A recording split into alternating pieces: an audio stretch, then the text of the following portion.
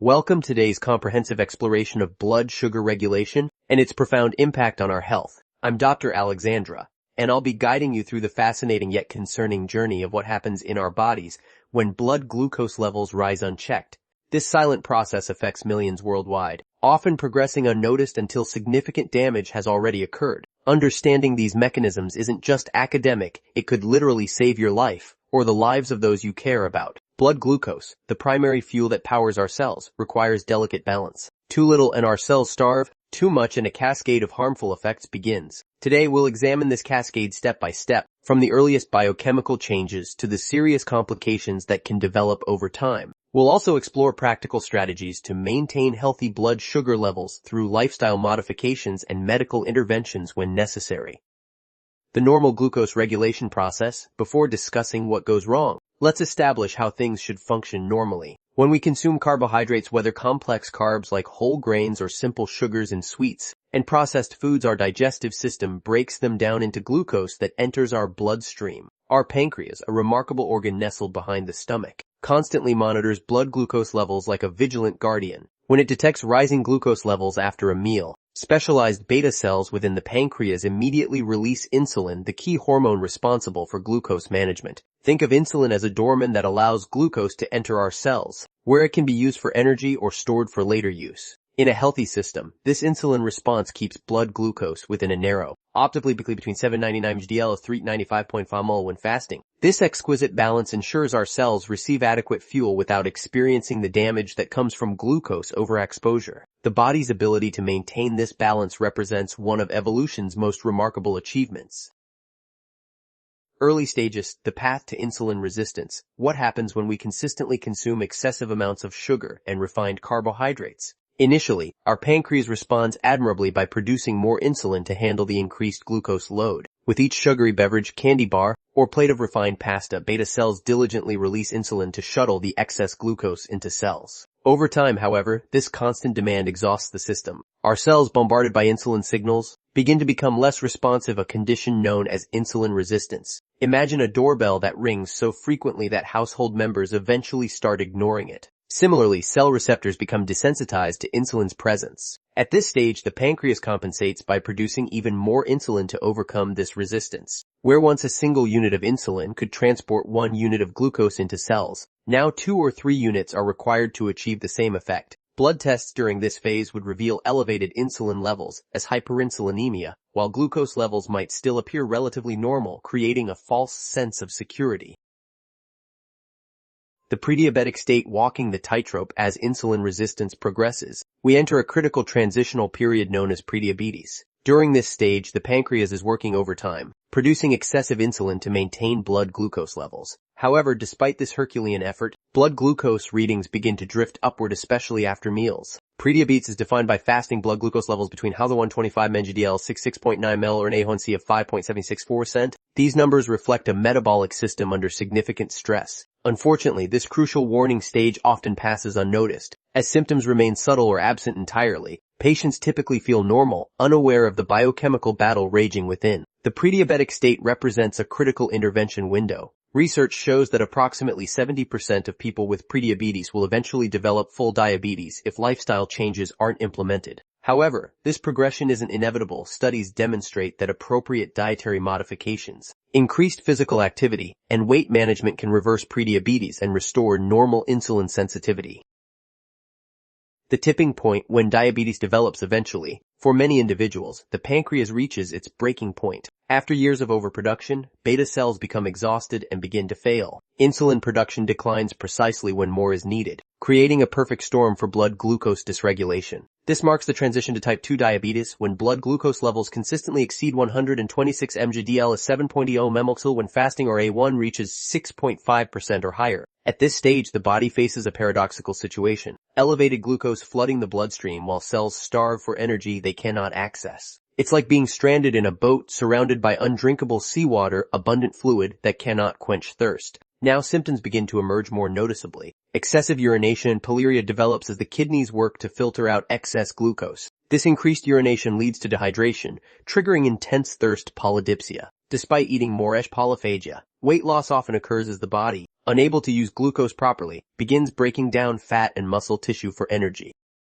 Cellular energy crisis: why diabetes causes hunger. One of the most counterintuitive aspects of diabetes is that despite elevated blood glucose, cells experience an energy crisis. Since glucose remains trapped in the bloodstream without sufficient insulin action, cells cannot access their primary fuel source. This creates a state of cellular starvation amid abundance. The brain, detecting this cellular energy deficit, activates powerful hunger signals. This explains why many diabetes patients experience increased appetite despite having excess glucose in their system. Their cells are essentially sending SES signals requesting more fuel. It's a misleading signal, as additional food consumption only exacerbates the problem by further raising blood glucose levels. As this situation persists, the body increasingly turns to alternative energy sources. It begins breaking down fat stores and muscle tissue, leading to weight loss despite increased food intake. This process also produces ketones, acidic compounds that can accumulate in the blood. In severe cases, this can lead to diabetic ketoacidosis, a potentially life-threatening condition requiring immediate medical attention.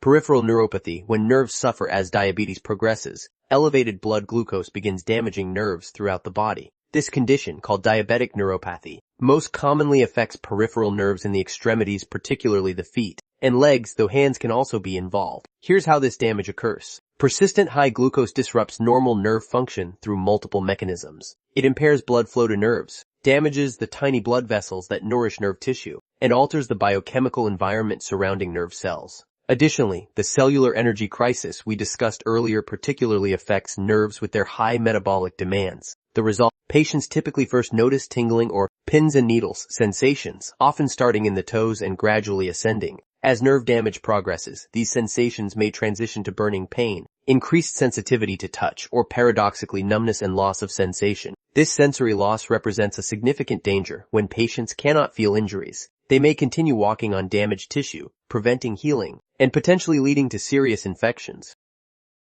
The silent danger: diabetic foot complications. Combination of nerve damage and vascular compromise makes foot complications particularly dangerous for diabetic patients. When sensory nerves no longer transmit pain signals effectively, individuals may not notice cuts, blisters, or pressure points. Something as simple as a new pair of shoes causing a blister could initiate a cascade towards serious infection.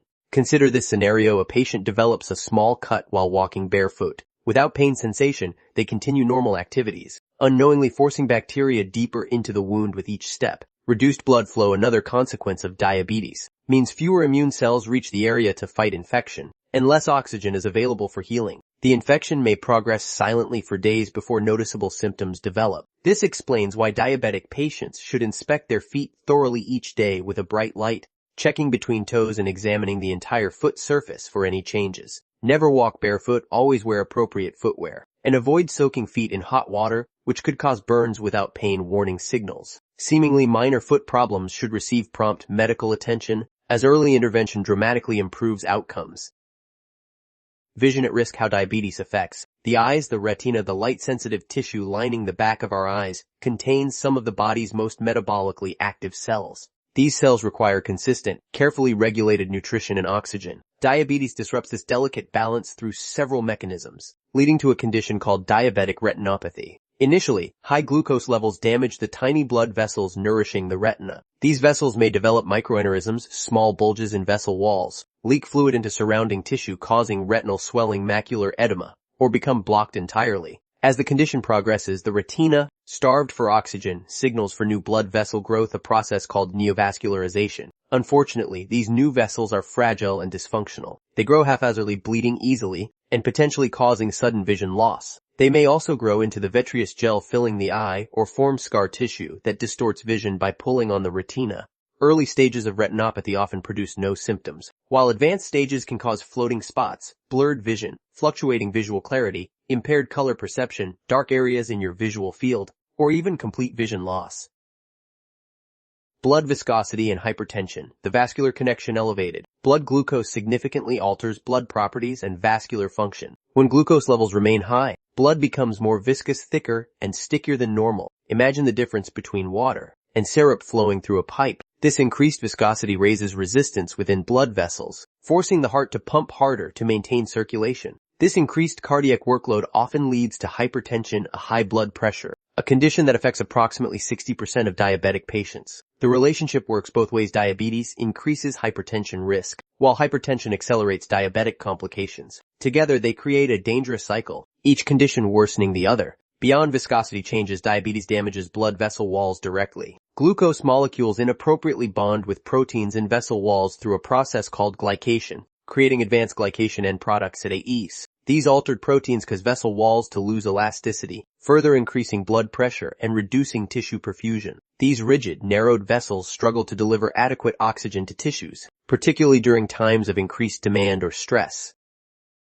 Inflammatory cascade of diabetes and atherosclerosis. Chronic elevation of blood glucose triggers inflammatory responses throughout the vascular system. This inflammation is not the beneficial, acute type that helps heal injuries, but rather a persistent, low-grade inflammation that damages blood vessels over time. Inflammatory markers like creatine protein and interleukin-6 typically show elevation in diabetic patients. This inflammatory environment accelerates atherosclerosis, the buildup of plaque within arterial walls. When inflammation combines with other risk factors like elevated LDL cholesterol, often present in diabetic patients, the risk increases dramatically. LDL particles penetrate inflamed vessel walls more easily, becoming oxidized and triggering further inflammation in a destructive cycle. This explains why diabetes management guidelines set stricter targets for cholesterol levels in diabetic patients. While a healthy person over 40 with high cholesterol might aim for LDL levels below 2.6 mmol/100 mg/dl, someone with diabetes should target levels below 1.8 mmol/70 mg/dl. This more aggressive approach recognizes the multiplicative risk when these conditions coexist, significantly reducing the chance of cardiovascular events.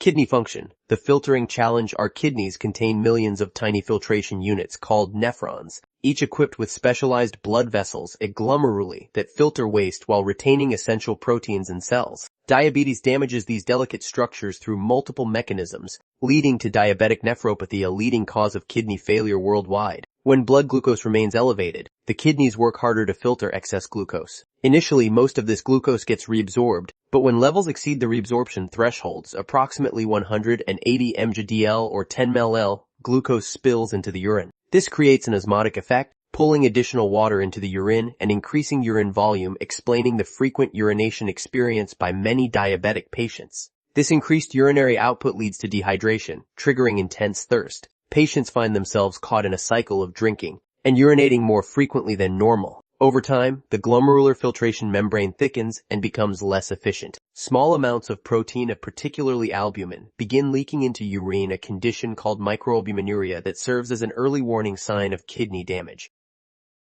The glucose-urinary connection. Infections and complications. The presence of glucose in urine creates an ideal environment for bacterial growth. Historically, physicians diagnosed diabetes by tasting patients' urine for sweetness, a practice thankfully replaced by modern testing methods. This sweetness, however, doesn't just appeal to human taste buds. Bacteria and fungi thrive in this glucose-rich environment. Women with diabetes face significantly higher risks of urinary tract infections and vaginal yeast infections. Men may experience balanitis, inflammation of the glans penis. Both genders show increased susceptibility to skin infections, particularly in warm, moist areas where fungi and bacteria naturally reside. Beyond infection risk, glycosuria. Glucose in urine signals that blood glucose levels have exceeded the kidney's reabsorption threshold, typically around 180 mg/dl at 10 mmol/L. This represents significant hyperglycemia that requires medical attention. Additionally, the increased urinary volume associated with glycosuria leads to electrolyte imbalances, particularly potassium, sodium, and magnesium depletion, which can affect heart rhythm and muscle function. The complete symptom picture. Recognizing diabetes. When we consider all these pathological processes together, the classic symptom pattern of diabetes becomes clear. The triad of polyuria, excessive urination, polydipsia, excessive thirst, and polyphagia, excessive hunger, emerges directly from the physiological disruptions we've discussed. Weight loss despite increased food intake occurs as the body catabolizes its own tissues for energy it cannot extract from glucose. Additional symptoms include fatigue as cells cannot access sufficient energy, blurred vision, fluid shifts affect lens shape, slow healing wounds, impaired circulation and immune function, frequent infections, a compromised immunity and glucose-rich environments favorable to pathogens, and extremity numbness or tingling of peripheral nerve damage. These symptoms don't typically appear suddenly but develop gradually as the condition progresses. This insidious onset explains why approximately 25% of diabetic patients remain undiagnosed. The changes occur so gradually that they adapt to each new normal without recognizing the pattern. Additionally, symptoms may temporarily improve during early stages as the body compensates, creating a false sense of recovery.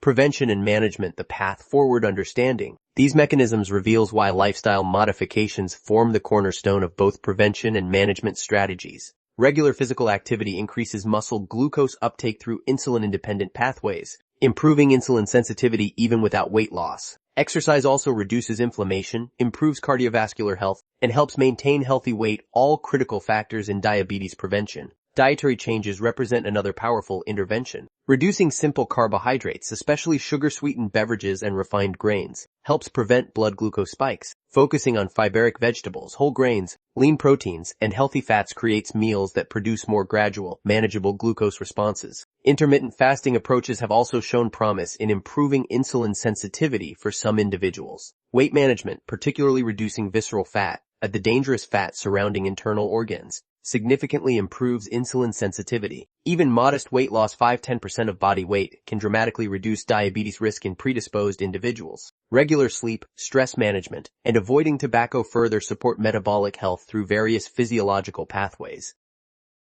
A personalized approach to blood sugar management. While the general principles of diabetes prevention and management apply broadly, individual responses vary considerably. Genetic factors, gut microbiome composition, specific dietary sensitivities, metabolic rate, muscle mass, and many other variables influence how each person's body handles glucose. This variability explains why personalized approaches yield better results. For example, continuous glucose monitors reveal that different people may respond very differently to identical foods. A banana might cause minimal glucose elevation in one person but significant spikes in another. Similarly, exercise timing relative to meals can dramatically affect glucose responses. Working with healthcare providers to develop individualized strategies based on your specific response patterns, lifestyle constraints, preferences, and medical history increases both effectiveness and sustainability. Regular monitoring, whether through traditional glucose testing, A1C measurements, or newer continuous monitoring systems, provides essential feedback to refine your approach over time.